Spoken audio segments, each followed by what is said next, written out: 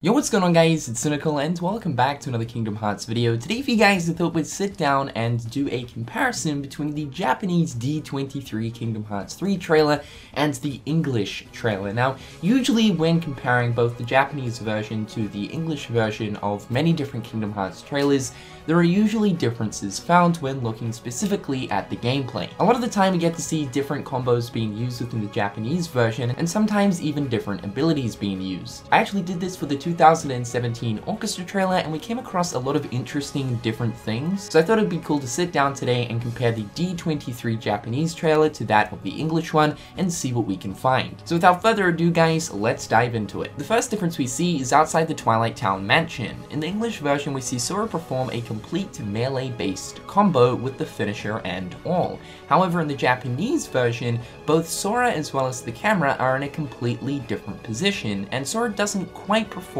a complete combo, rather takes 3 strikes, dodge rolls away, performs another 3 strikes, and then dodge rolls away again. Next up is the double arrow guns gameplay scene. So in the Japanese version, one thing that I picked up on and noticed is when Sora actually performs this Keyblade transformation, when he actually initiates the actual animation, any enemies that are actually standing around Sora seem to get damaged and pushed back. In the English version, we don't actually see this because Sora actually activates the Keyblade transformation from a distance away from the actual enemies, whereas in the Japanese version, Sora is actually surrounded by Neo Shadows when he activates the transformation. The other interesting thing that I picked up on within the Japanese version is that the transformation is actually called 2-gun arrows opposed to double arrow guns found in the English version. When looking at the actual gameplay of the double arrow guns as well as the magic launcher, for the most part in the Japanese version it is actually the same as the English version. The only difference is both the camera as well as Sora are in a different position. However, we don't really get to see any gameplay differences. The next scene is also very similar. For the most part, the gameplay is exactly the same. In both the English and Japanese version, Sora is performing the same guard, aerial combos, as well as fire-based attacks. However, once again, the difference here is Sora's position as well as the camera's position. Now let's move on to the actual trailer itself. So first things first, let's talk about the cutscene that we see within the trailer.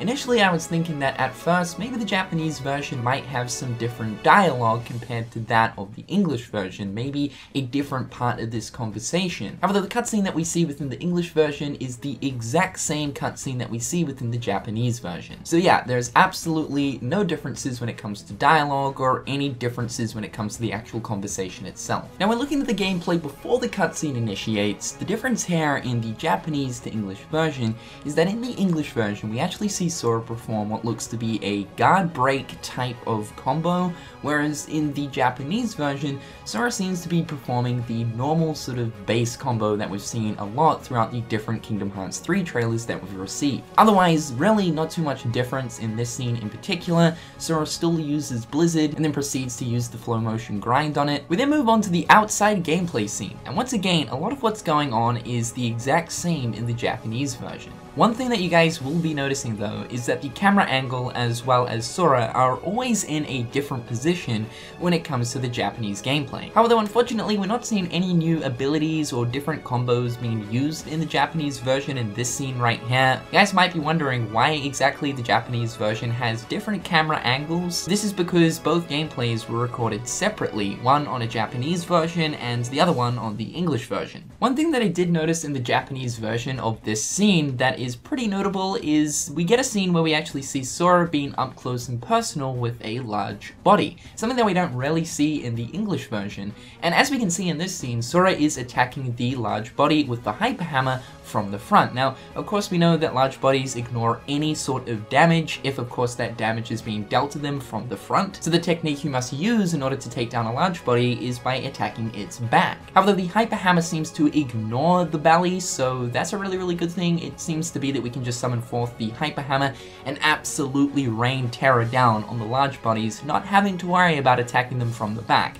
That's a really cool thing. Moving over to the drill punch gameplay. Now for the most part, once again, the gameplay seems to remain the same in the Japanese version, just with different camera angles and different positioning as to where Sora is running around. However, there are a few notable things that I do want to mention. First things first, let's look at the use of arrow within the Japanese trailer, because it shows us that in the Japanese gameplay, arrow while using it in this form is actually a projectile, opposed to how Sora would normally use arrow, where it just simply summons a gust of wind in front of him. Now we don't really get to see this in action within the English trailer, because when Sora uses arrow within this form, the enemy is quite literally right in front of him. Now the other thing I found interesting is the scene where Sora is performing the ground pounds with the drill, and when looking at the Japanese version, it is different. Now, opposed to Sora just performing one ground pound and then the final drill finisher type move that we see where all the drills come out of the ground, in the Japanese version, Sora performs 2 ground pounds opposed to 1 before the final drill attack. It makes me wonder how many ground pounds you can perform before actually activating the final drill attack, and if you actually have to press another button in order to activate the final attack combo. It's just weird seeing that Sora performs only 1 ground pound in the English gameplay, then performs the finisher, but then in the Japanese he performs 2. It's a little bit confusing, but quite interesting. And I can also see this move coming in super handy. Like I was saying back in the breakdown video that we did for power form, it seems to be that this form specifically focuses on AoE attacks. And finally is the Gigas and Toy Shop gameplay scene. Now this scene still remains to be semi-what the same within the Japanese version, but once again, just different angles. In the Japanese version, Sora kind of sticks to the right side of the toy shop,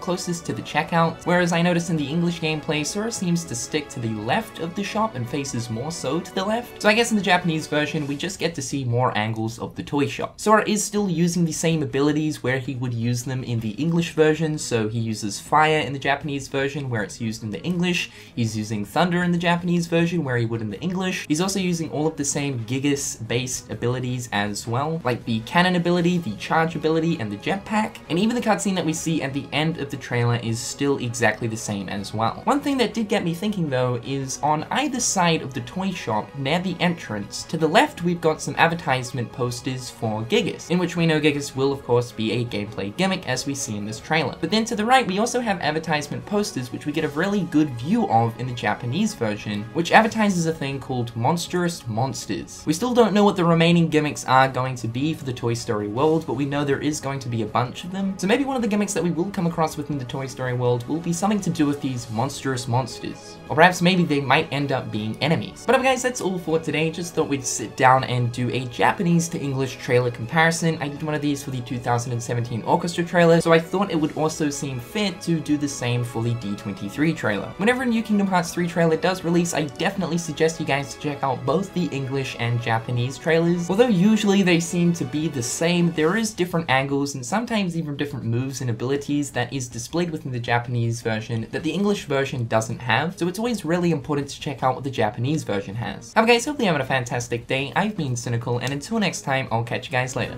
Peace.